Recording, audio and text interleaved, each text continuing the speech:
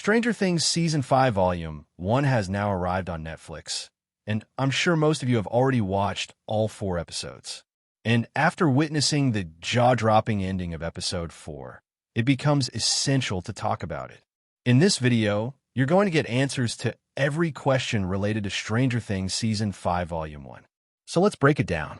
But before we move ahead, warning, heavy spoilers ahead. In this final season, Volume 1 begins with Vecna targeting the kids of Hawkins once again, starting with Holly Wheeler. Meanwhile, Dr. K has captured one of Eleven's old friends, and in the final scene, will showcases his incredible powers, stopping the Demogorgons who were about to kill his friends. Right after this, Nosebleed occurs, the same way it happens to Eleven after she uses her powers. This means that Will possesses powers similar to Eleven. So could Will and Eleven team up to defeat Vecna? Well, why not? After all, this is Stranger Things, and anything strange can happen here. In the ending sequence of Episode 4, Joyce and the group fail to execute their plan to rescue the kids, as they face not just the military, but also Demogorgons and eventually Vecna himself. While Demogorgons wreak havoc, Vecna paralyzes Will and mocks him, saying that breaking and controlling him was always easy. But this time Will fights back. From the very first scene of Episode 1, it was clear that ever since Will disappeared in Season 1, he and Vecna have been connected. And in Season 5, Will even feels a connection with the Demogorgons. He can literally see through their eyes and sense their emotions. By the end of Episode 4, with Robin's help, Will strengthens this connection so much that he begins controlling them too. It feels like Will accepting himself and unlocking his powers are happening side by side. Until now, Will and Robin were both portrayed as outsiders, both struggling with their sexuality. Although Will has never said this directly, we all understand. As Will prepares to face Vecna and the Demogorgons, we see a montage of his happiest childhood moments, where Robin reminds him that he always had the answers within him. And in that moment, Will successfully stops the Demogorgons. His growing confidence might be the key to enhancing his powers and possibly the main factor in defeating Vecna once and for all. Now, Will's powers are likely going to have a massive impact on the remaining season. If Will can stop the Demogorgons, then he's eliminated one of Hawkins' biggest threats. And if he can control them, he could even command them to fight against Vecna. Hopefully, he might free Hawkins from this evil forever. We also see that Dr. K is holding Callie, also known as 8, captive inside the Upside Down.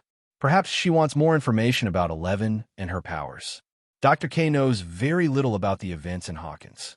She believes that Eleven is responsible for abducting Holly and other missing kids, and she assumes that finding Eleven will help her locate the missing children. Callie was last seen in Season 2, another child subjected to experiments in Hawkins' lab. Like Eleven, she developed powers too, except hers are not telekinetic but psychic. She can warp other people's perception and create illusions. After escaping the lab, Callie sought revenge on those who'd hurt her. When Eleven found her in Pennsylvania, she was leading a gang that hunted and killed those responsible for their misery. Eleven briefly joined them, but eventually left to help her true friends. However, Callie played an important role in Eleven's growth, teaching her how emotions shape her power. While searching for Vecna inside the seized military facility in the Upside Down, Eleven and Hopper encounter Callie. It's still unclear why Dr. K captured her or what she wants from her, but it seems Eleven and Hopper might rescue her if they make it out alive. Now the big question, what's going on with Max? Honestly, even I was shocked seeing her condition. Is she alive or not? Yes, Max is still alive. But Max is not only in a coma at Hawkins General. She's also trapped inside Vecna's consciousness, living within his memories.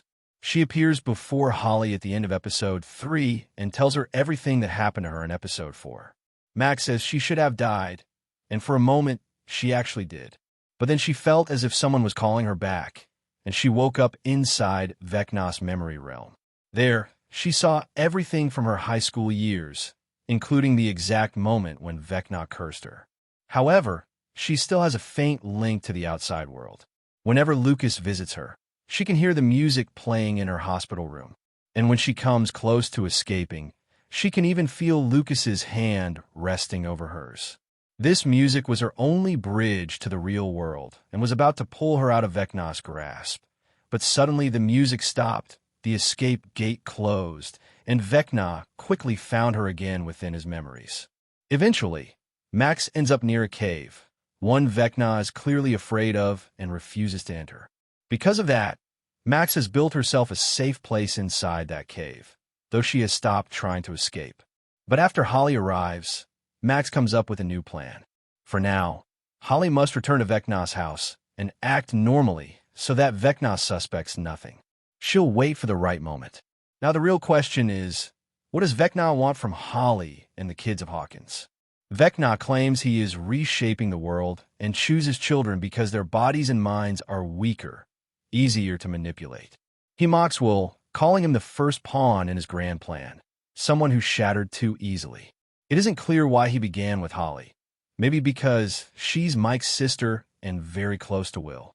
But one thing is certain, Holly is not his final target. Vecna has attacked other children too, including Derek. Unfortunately, the military notices the pattern in these disappearances and rounds up the missing kids, detaining them at the Maxi facility. But the gang uses this to their advantage.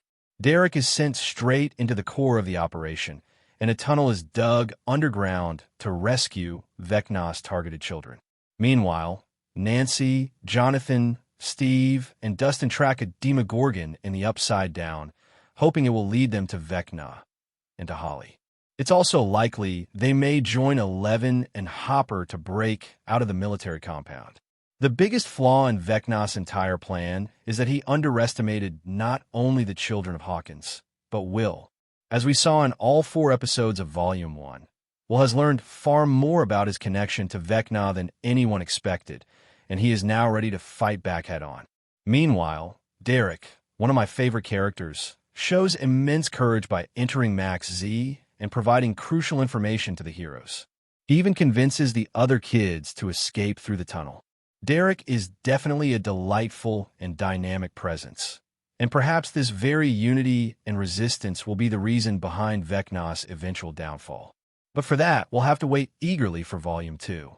Guys, after watching the 4 episodes of Stranger Things Season 5 Volume 1, I was honestly shocked. I was excited for Season 5, but what I saw was far beyond anything I expected. And will controlling and killing Demogorgons like that? Not even on my prediction list. But as I said, this is Stranger Things. Strange is normal here. So be prepared for every possibility, because absolutely anything can happen. Tell me in the comments how you felt about these 4 episodes of Volume 1. And don't forget to share how excited you are for the next ones. If you enjoyed this video, make sure to like it and subscribe to the channel